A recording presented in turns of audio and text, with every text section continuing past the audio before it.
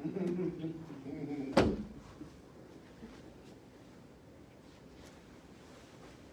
right. Good morning, everybody. Good morning. Happy Valentine's Day. Lovers in the air. We have some members that are voting. We have some members that are in the Black Maternal Care breakfast. So some will be trickling in, and if they don't, I think we have enough individuals here to share where we are as it relates to crossover. And that's what we're here for this morning, to talk about crossover, our accomplishments, those things that we weren't able to accomplish, which aren't meaningful, but our commitment to making sure that we put some good stuff on the governor's desk related to those things that impact not only Black folk, but the most marginalized individuals in the Commonwealth. And so we are going to talk about everything, well, a number of things. We're really going to talk a lot about voting rights and criminal justice reform. And so starting us off with that will be speaking on behalf of himself and Chairman Price, Aaron Rouse, Chair of Senate P&E. Thank you, Mr. President. Good morning. Good morning. I know it seems light in here, but we are very, very busy, and we spread out, as the President just said. Listen, I've been fighting to protect and expand voting rights since my time as a city council member in the city of Virginia Beach, where in 2022, we began using a 10-1 voting system. This simply means that residents can vote for candidates within their district. This changes the way we vote. It's supported by overwhelmingly 81% of residents, and it led to the most diverse city council ever, and not just racially, but generationally and economically as well. We took these steps to become more inclusive and have more access to our democracy. And allowing this step, we get better leaders and we get better laws, which is why I was proud to usher my bill, SB 189, through the Senate, where it passed unanimously. And this bill will update the Virginia Beach Charter to reflect the changes in our current voting system and protect them for future voters. At a statewide level, I brought forth legislation to address the 3,000, and to be more specific, the 3,300 people who were unlawfully purged from Virginia voting rolls last year because they had been incorrectly flagged for being convicted of a new felony.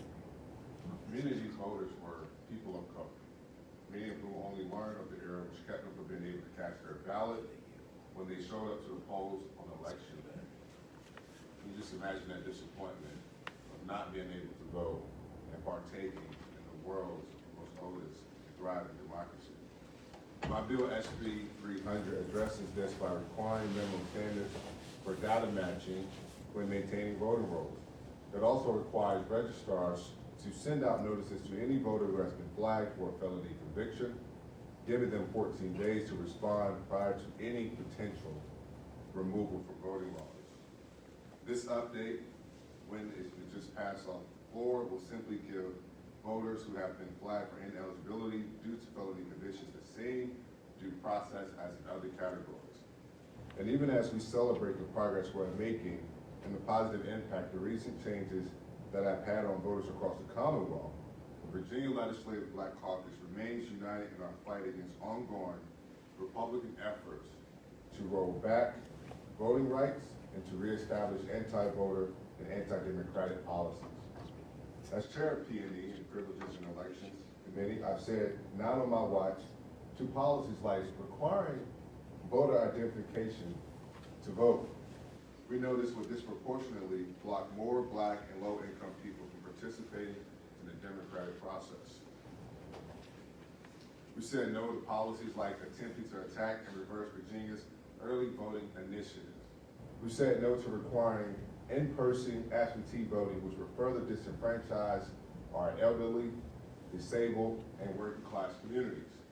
We also protected same-day voter registration, including on election day, which 25,000 people utilized in order to vote for the very first time in 2022. It was in my committee that, in defense of some of these rollbacks, one Republican had the nerve to say, this year in Virginia, we're going to have 135 days of voting. That's a lot of voting, a whole lot of voting, in quotes. vote. We agree that 135 days of voting, and we agree that that is a lot of voting. And the Virginia Legislative Black Caucus celebrates each and every opportunity for Virginians to cast their ballot and impact public policy. With that being said, we will continue to thrive to move our democracy forward, to make it more inclusive, and expand voting at the ballot box. Thank you. Thank you. And then another legislative agendas for the Virginia Legislative Black Caucus can be found at thevlbc.com. So if you want to check out our legislative agenda, make sure you go to the bottom because CC and I have been having a hard time figuring out how to make that thing go to the top. And so the 24 legislative agenda is at the bottom of thevlbc.com. We, as I said, been working on a number of pieces of legislation. Some of them don't really fit in a good spot under our legislative agenda. Some of it is just things that are focused on humanity.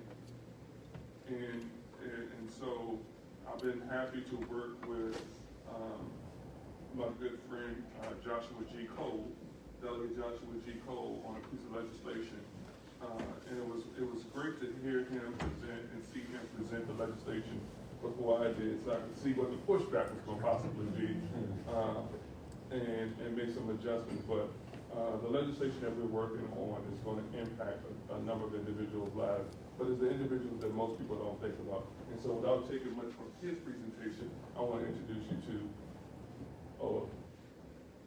welcome, not introduce everybody knows who you are. Welcome, Joshua G. Cole. Thank you, Mr. Chair. I appreciate it. Well, good morning, everybody.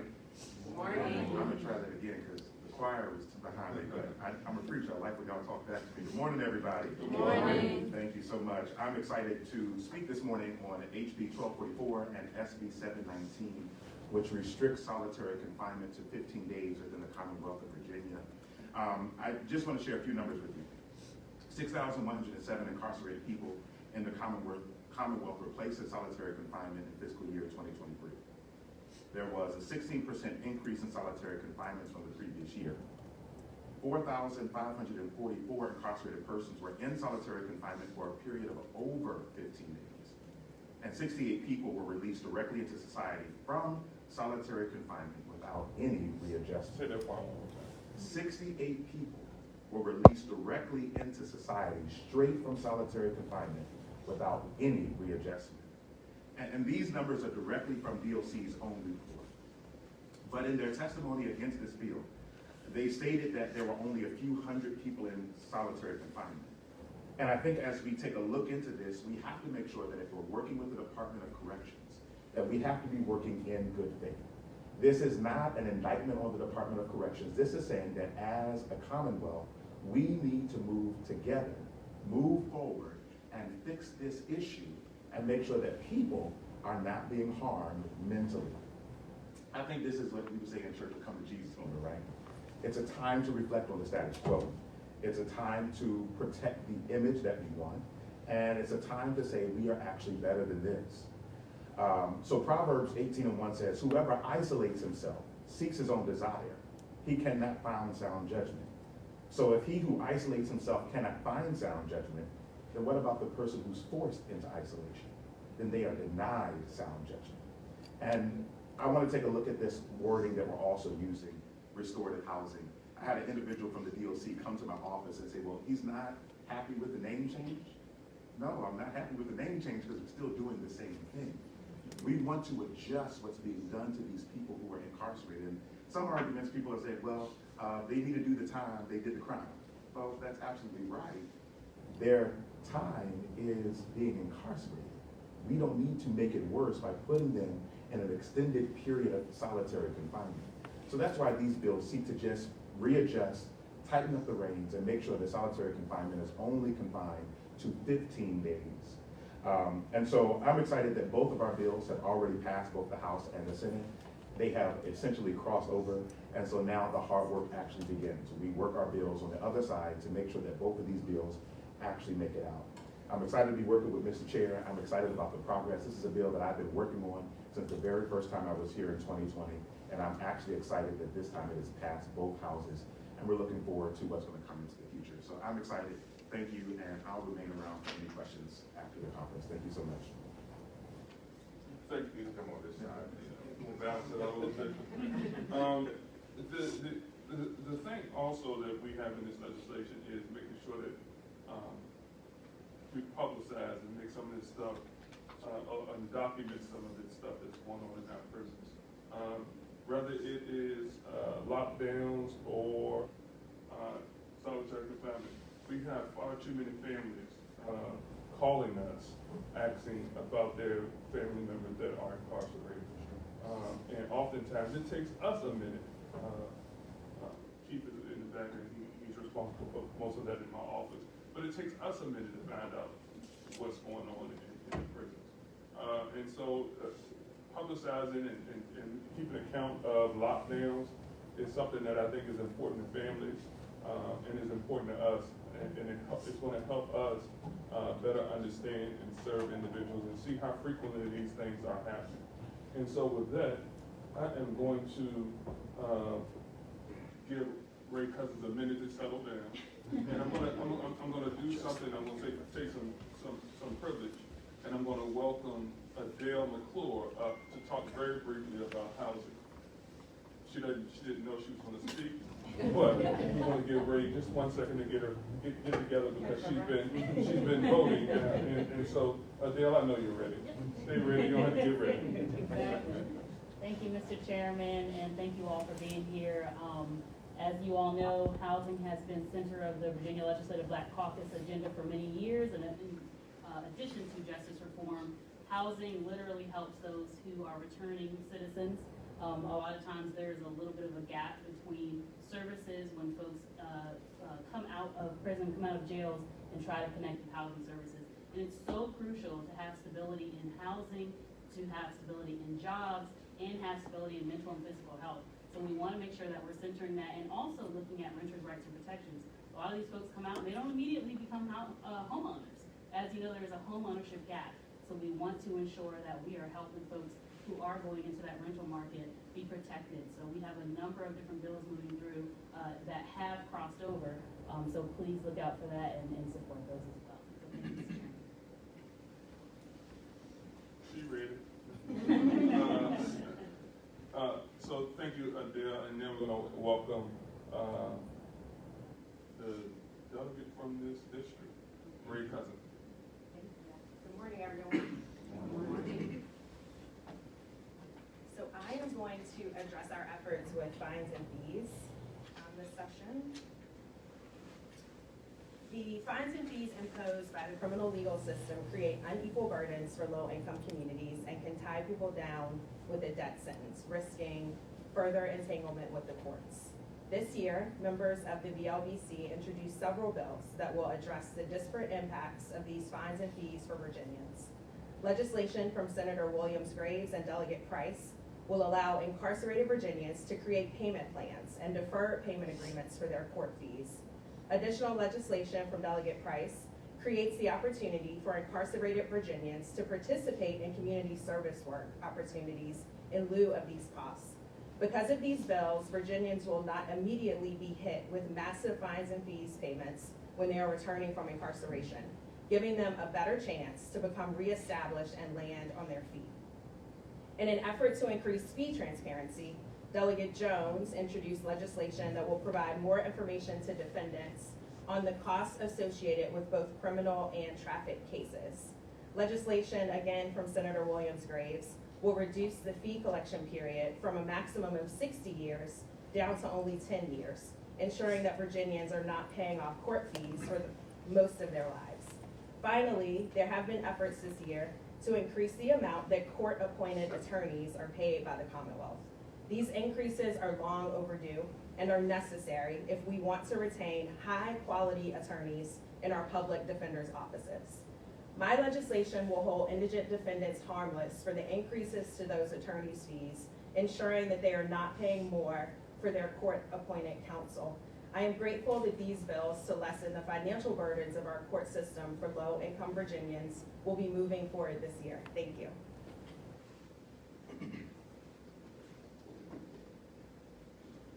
Thank you. And next, we're gonna have a word from Jennifer Carafoy, who is gonna speak on justice reform from a city perspective. Thank you. Good morning. Good morning. I am State Senator Jennifer Carroll Foy, representing the newly drawn 33rd District in Prince William and Fairfax. I can tell you that my norm has typically always been being flanked by Commonwealth attorneys, law enforcement officers, and it is a new day where we have the Speaker of the House, who is a practicing criminal defense attorney, when we have the Majority Leader in the Senate, who's a practicing criminal defense attorney, and to be the first and only public defender in the General Assembly, bringing those lived experiences and different perspectives to bear. You can see it in the legislation that we are proposing. You can see it in the bills that we're passing. And so I want to remind everyone that Virginia still incarcerates a high percentage of people and ranks in the top 20. Let me say that again. The top 20 nationwide in mass incarceration. The overrepresentation of Black Virginians in our criminal legal system is also well documented, and data collected in the Commonwealth over the last 3 years have continually revealed evidence that laws and policies, particularly those used under the guise of traffic enforcement, disproportionately impact Black and brown Virginians. There was recently a court case that came down about 2 days ago that said in Richmond, traffic enforcement is racist, that Black drivers are pulled over at a rate 5 times their white counterparts. We have, in this session alone, defeated multiple attempts to reinstate mandatory minimums, presumptions against bail, pretextual stops, and recycle the failed policies from the 1980s war on drugs that we know had a disparate impact on Black and brown communities, caging Black bodies and generations of Black and brown families for decades. It has proven to be ineffective, not making us more safe, increasing recidivism, and pretty much relegating complete communities to generational poverty. So in this Black Caucus session, we say it stops now and it stops with us. You have champions of criminal justice reform. You have people who are not scared to speak truth to power, to look in the face of other elected officials and say, we're not going back, we're moving forward. We will not recycle these failed policies from the past, and we will make Virginia more fair, more equitable, and live up to the values that we say that we are. And so there are a number of bills that were proposed to make our criminal legal system more fair, to reduce the fines and fees that people have to pay so they can focus on their sobriety, housing, their family, and all the systems and structures to help make them productive returning citizens. And so we are here and we are now, and we stand fast to let everyone know we will not institute the failed policies. We will not walk in fear. Every Republican who stands against us in our efforts continue to recycle the same arguments that common sense criminal justice reform doesn't work. But we know those tough on crime talking points, and we know what this is about. It's about fear-mongering. And the people that pay the price are the people who walk in our communities, go to our church, go to our grocery stores, worship where we worship, and we will no longer allow this to happen. So the VLBC is here to say, not now, not today, not ever. We will stand fast against the draconian, ineffective laws and bills that's proposed. We will have bills and budgets that reflect our values and our communities. And I'm excited to be here with the 31 other members, the largest Black caucus in Virginia's history, to say we will be seen, we will be heard, we will be felt, and we will move Virginia forward. Thank you.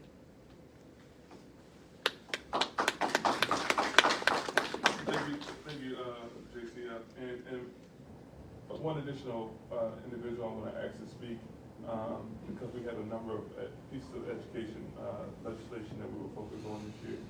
And since we have a little bit of time, I'm going to ask Sam Rasul, Chair of Ed in the House, to share a little bit. Good morning. Good morning. Thank you, Mr. Chairman. We are having a good time in education, getting some good things done. So we're going to give it up first. Delegate Clark with Senator Lucas has passed a 4-year plan for us to finally get to the national average with regards to teacher pay. Let's give it up for Delegate Clark. Next, the JLARC report clearly said we are not doing enough to be funding school divisions with regards to our at-risk add-on and ensuring that all of our at-risk students, those who need us the most, are receiving the funding that they need. And Delegate Ray Cousins carried that. So let's give her a big round of applause for passing that.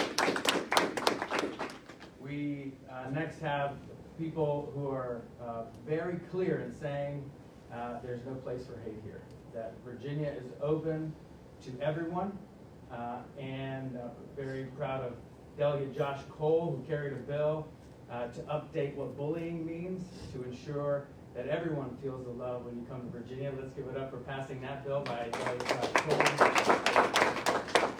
And another one of our fantastic freshmen, Delegate Deborah Gardner, passed a wonderful bill around codifying a number of preschool initiatives. She cares very deeply about early childhood. So she carried a big bill that will be codifying and moving forward with a lot of the early childhood work that we are doing. Let's give it up for Delegate Gardner.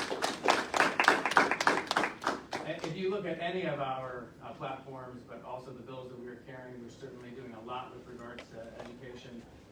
But what we know is that this is really the bedrock of our communities.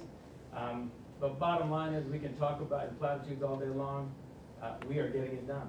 Bills are passing, and it is members of Virginia Legislative Black Caucus that are making it happen. So thank you to this caucus for continuing to stand by public education and continuing to pass some wonderful legislation that we know will literally change lives. Thank you, Mr. Chairman. And before I take maybe 1 or 2 questions, I do want to take a moment and just pause, and if you all will allow me to give a moment of silence, because as Sam was speaking, I was reminded that we lost a good friend, and honestly, where this week we refer to him as the judge. And so if you all would join us in a moment of silence for a member of the Virginia Legislative Black Caucus, the judge, honestly, with.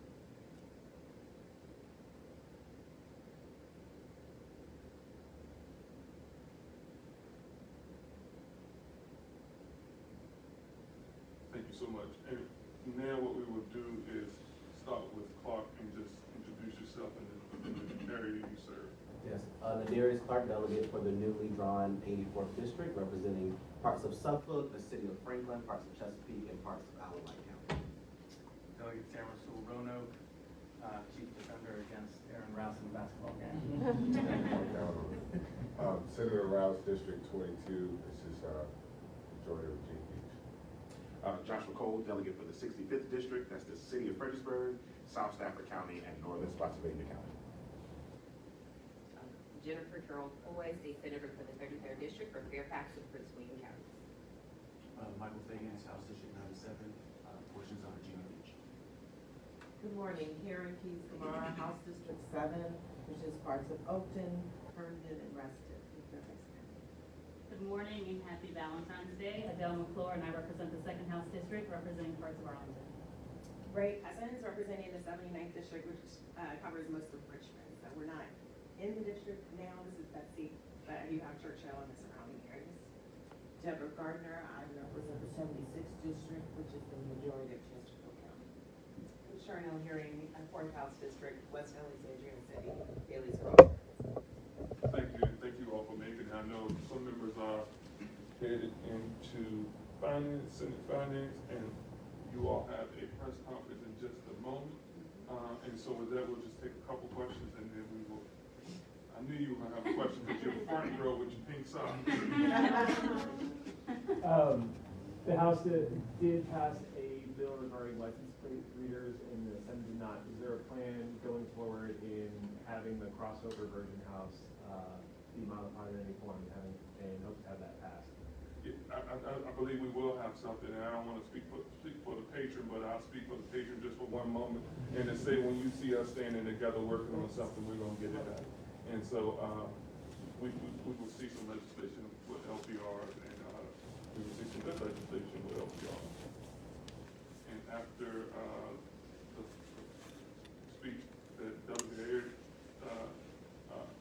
shared with the body yesterday, it should be clear what it should include. Any other additional questions? Great, I mean, the session is going well. We're pretty clear where we stand. Thank y'all for joining us. God bless you, enjoy your day.